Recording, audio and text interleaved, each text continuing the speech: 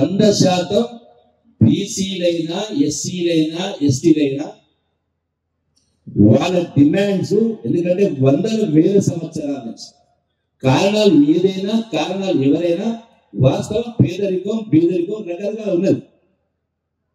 ఈ రిజర్వేషన్ పూర్తిగా సమర్థిస్తూ రాష్ట్ర ప్రభుత్వం కూడా ఇదే నిష్పత్తిలో వాస్తవంగా ఇంకా పెండింగ్ మళ్ళీ రీసెంట్ చేస్తుంది. కాబట్టి వాస్తవంగా ఎంత సర్వేలో ఎవరి నిష్పత్తి ఎంత ఉంటే ఆ నిష్పత్తి ప్రకారం అది అన్ని రంగాల్లో వాటిని అమలు చేయడానికి ప్రభుత్వం కూడా కృతనిశ్చయంతో కట్టుబడి వాటికి నా వంతు పాత్ర కూడా పోషించడానికి ఏర్పాటు చేస్తారని మీ అందరితో సరైన విజ్ఞప్తి చేస్తా ఉన్నాం. ఇది అవసరం. కానీ ఇంతకుముందు ఈటల గారు చెప్పినట్టుగా ఈ ఒక్క మందుతోటే రోగం దూరం కాదు. 75 సంవత్సరాలైంది. భారతదేశం అన్ని వనరులున్నాయి, సహజ వనరులు ఉన్నాయి, నీటి వనరులు ఉన్నాయి, మానవ సంపద ఉంది, తెలివితేటలు అన్ని ఉన్నాయి. కానీ మరి ఏమీ లేనటువంటి దేశాలు ఈనాడు ఎక్కడున్నాయి? ప్రపంచాన్ని శాసిస్తే స్థాయికి ఎదిగినాయి.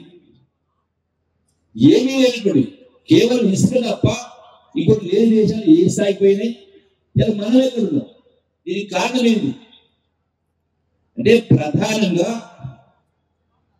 ఎవరు ఒప్పుకున్నా ఒప్పుకోకపోయినా కేంద్ర ప్రభుత్వాలైనా రాష్ట్ర ప్రభుత్వాలైనా గుట్టెద్దు చేయబడ్డట్టుగా వ్యవహారం నడుస్తా ఉంది.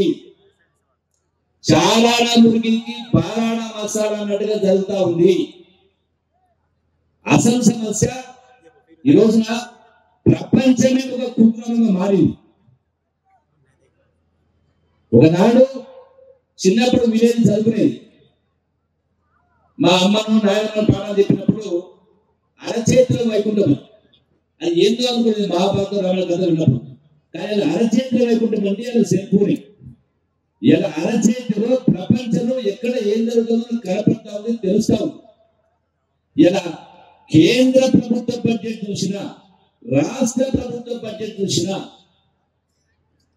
చాలా దయనీయమైన పరిస్థితి, దుర్మార్గమైన పరిస్థితి, నోరు విప్పి మాట్లాడలేని పరిస్థితి.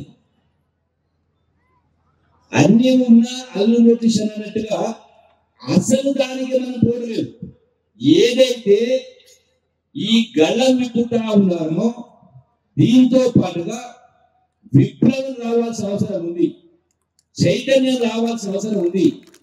ఏది ఆలోచన చేసినా సగరులైనా ముదిరాజులైనా ఇంకోరైనా 100% ఆ జనాభా నిష్పత్తి ప్రకారం ఆర్థికంగా ఎదగడం కోసం, విద్యారంగం ఎదుర్కోవడం కోసం, సమానంగా రావడం కోసం తప్పకుండా ఈ ప్రభుత్వం కూడా నా వంతు ప్రయత్నంగా ప్రభుత్వంలో భాగస్వామిగా ముఖ్యమంత్రి గారి పైన క్యాబినెట్ లో కూడా చర్చించి నా వంతు ప్రయత్నించి సాగర్లో మీ డిమాండ్ న్యాయమైన డిమాండ్ నా వంతు ప్రయత్నం చేస్తా.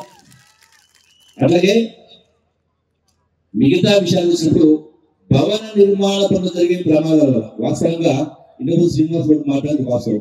నేను ఈ మధ్యలోనే సమీక్ష చేసిన లేబర్ డిపార్ట్మెంట్ సంబంధించి పాలమూరు జిల్లాకు సంబంధించి 2000 కోట్ల రూపాయలు ఉన్నాయి. అంటే సరి అయినటువంటి గతంలో ఉన్నది. ఇంకా రావాల్సినటువంటి ఆదాయం కూడా 1000 కోట్ల రూపాయలు రావాల్సిన ఆదాయం రాకుండా అన్యాక్రాంతం అవుతా ఉంది.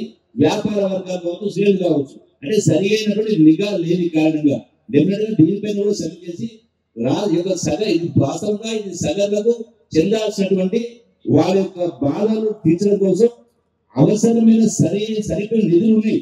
కానీ వాటి ఖర్చు కాలేదు. వాటిని తప్పకుండా త్వరలోనే దానిపైన పూర్తి రాష్ట్ర స్థాయిలో సమీక్ష పెట్టించి ఎవరైతే పెండింగ్ దరఖాస్తు లేవో వాటన్నిటి కూడా పైరవీలు జరుగుతూ ఉంది. 1000 రూపాయలు అవినీతి, 20,000 30,000 డిమాండ్ చేస్తా ఉన్నారు. అంటే అవినీతికి అవకాశం లేకుండా ఆన్లైన్ లో అప్లై చేసి 30 రోజుల లోపల విధిగా సాధారణ ఎవరైతే పనిచేస్తా ఉంటారో పౌర కార్మికులు ఎవరికి ఎక్కడ అన్యాయం జరిగినా ఆన్లైన్ లో దరఖాస్తు పెట్టుకోగానే 30 రోజుల లోపల దాన్ని శాంక్షన్ కావాలా, రిజెక్ట్ కావాలా, దాన్ని సాయం పెట్టి తప్ప అధికారి యొక్క దయాదాక్షిణ్యాలపైన ఉండాల్సిన అవసరం లేకుండా దానిపైన కూడా ప్రత్యేక శ్రద్ధ వహించాలని చెప్పని మీ అందరికీ సవినయంగా విజ్ఞప్తి చేసే కార్యక్రమం చేస్తూ, అలాగే ఇతర అంశాలని కేంద్ర ప్రభుత్వం తీసుకొచ్చిన జీవో 27 అమలు చేస్తూ 50 సంవత్సరాల వయసు పడినటువంటి పెన్షన్ పథకాన్ని, వీటన్నిటి కూడా ఈ నిధులు ఉన్నాయి కాబట్టి వీటిని పూర్తిగా ఖర్చు అయ్యే విధంగా, ఆదాయాన్ని పెంచే విధంగా, ఈ యొక్క కులాలు లబ్ధి చేరే విధంగా నా వంతు ప్రయత్నం చేశాను. మీ అన్ని డిమాండ్ల పట్ల సానుకూలంగా నా ప్రయత్నం చేశాను. మరొకసారి మీ అందరికీ సవినయంగా విజ్ఞప్తి చేస్తూ, మరిన్ని వీడియోస్ కోసం ఛానల్ ని సబ్స్క్రైబ్ చేయండి. లేటెస్ట్ అప్డేట్స్ కోసం వాట్సాప్ ఛానల్ ని ఫాలో అవ్వండి. ఆ లింక్ డిస్క్రిప్షన్ లో ఉంది.